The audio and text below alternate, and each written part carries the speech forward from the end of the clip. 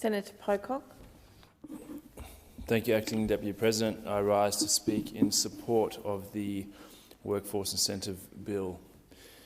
According to the Department of Social Services, only 3% of pensioners receive income from employment. According to recent reports, employers are struggling to fill about 480,000 jobs.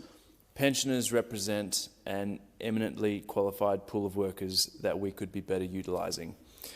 Traditionally, pensioners have been rightfully cautious about taking up work for fear of how it will impact their pensions. Understandably, not everyone wants to go to the hassle of liaising with Services Australia and risking their pension just to work a few hours here and there or to work a couple of weeks over the holidays. Removing the barriers standing in the way of getting pensioners to take up more hours or get back into the workforce is good public policy. I share the government's optimism that these changes to the work bonus will get seniors back into the workforce at a time where we desperately need them. The changes would give senior Australians more flexibility by putting $4,000 upfront into their work bonus income banks. This means that senior Australians are better able to consider seasonal work, whether that's accounting at tax time or retail around the holidays. I also support the change being implemented, this change being implemented as a trial, and note that the government has extended the trial date until the end of 2023. Clearly, there are a lot of priorities for our social services budget, and I believe we need to be looking closely at the effectiveness of each of our programs so that we can refine them over time and also make room for new ideas. As we move on through the parliamentary term, I'll keep asking the question on whether this program is working and whether it needs to be refined. I also want to speak briefly about the amendments that will be moved by the Greens on this bill. I will always support raising the rate of job seeker, youth allowance and other payments to those most in need. I've spoken about this many times in this place because it's not right to leave people behind. We know that inequality has huge implications for the fabric of our society, for the cohesion that many have taken for granted. Dealing with rising inequality and having an effective safety net is something that we should all support. This is about priorities. We've heard over and over how tight the budget is, yet we've seen no talk of winding back fossil fuel subsidies, reportedly near $12 billion a year, and then we see additional ones, $1.9 billion for the Middle Arm project. So this is clearly about priorities.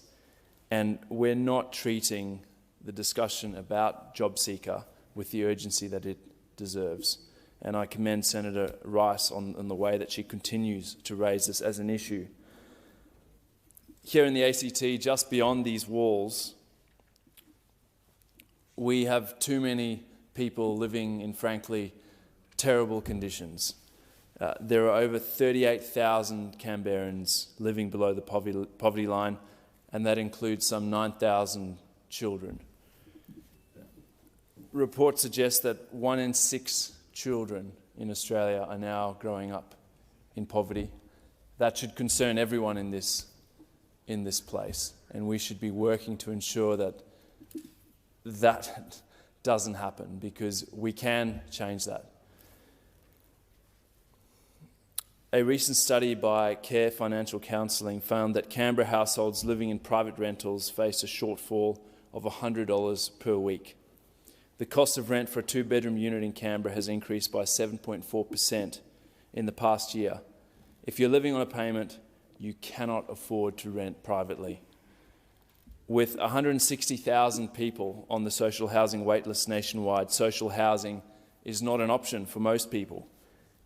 In asking people to support themselves on $48 a day, we are asking people to live in their cars. We're better than this.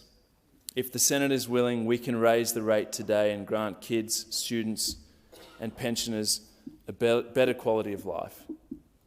On the other amendments proposed by the Greens, I've not had the opportunity to look at them in detail and provide scrutiny. We were only provided with them This morning, I note that they are not small amendments. I haven't seen any of the costings or analysis behind them, and I haven't had the time to consult with experts, let alone people in the ACT. Many of these amendments are policies that I would likely support, but if my support is needed, then I need to better understand the benefits, the impacts and the potential consequences before I cast my vote. So while I will support the increase in JobSeeker, I'll be abstaining from the other amendments put forward by the Greens.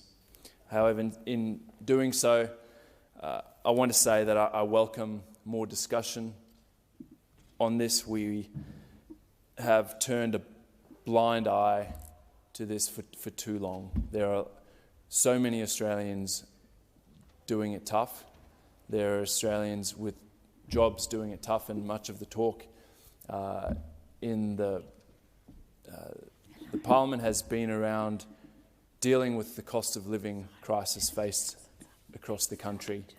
Let's not forget people who are unemployed and who are relying on JobSeeker to put food on the table for themselves and their families. This is important. This is important for those people, those family, those children who are having to grow up in poverty. But this is important for all of the communities that we come from, all of the towns and cities. This is about deciding what kind of country we want to be, whether we want to be a country that looks after people who need the support to get back on their feet, or willing to say that as one of the wealthiest countries in the history of the world, we simply decide that we still can't afford to give you a helping hand. I certainly believe that we can. I'd suggest looking at the budget, and again, the $12 billion going to fossil fuels in the form of subsidies. This is about choice, and I'd urge my colleagues here in the Senate on all sides of politics to really consider this and consider the impact that it's going to have on the future of our great country by having 1 in 6 children grow up in poverty. The consequences of that, when we have the means to deal with it, we can be a compassionate country. We can deal with this. We can be part of starting to deal with the growing inequality, which should be of concern to all of us in here. I commend this bill. It will certainly help a number of pensioners and will help ease some pressures in businesses across the country, but hopefully this is the first step in looking at social security in Australia and coming up with a fairer system. Thank you, Senator Pocock. Senator Hanson.